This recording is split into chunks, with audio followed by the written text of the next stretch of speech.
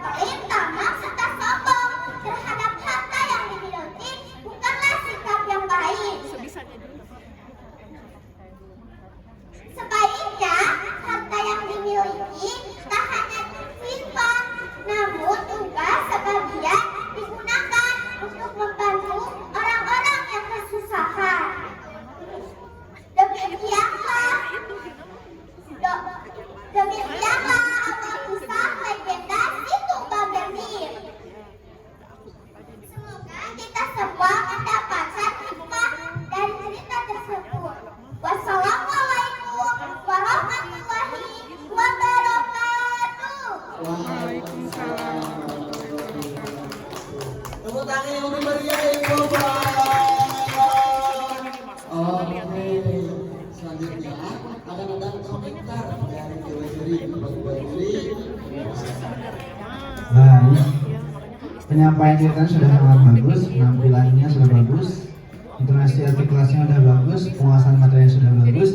Walaupun materi ini sudah tadi disampaikan, tapi Ade bisa membawakan dengan gaya Ade sendiri. Itu menjadi poin tambahan. Terima kasih. Tidak ada komentar. Ya, namanya siapa?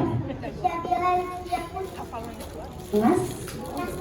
Apa? Ya. Tadi penampilannya sudah bagus ya.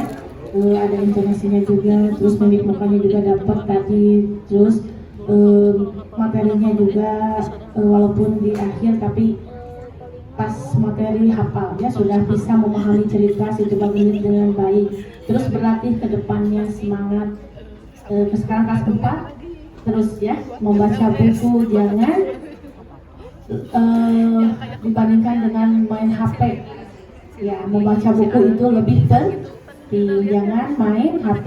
Terus ini juga semuanya untuk anak-anak SD, jangan main HP, lebih baik kita baca buku untuk pengetahuan dan kita jadi anak yang pintar ya.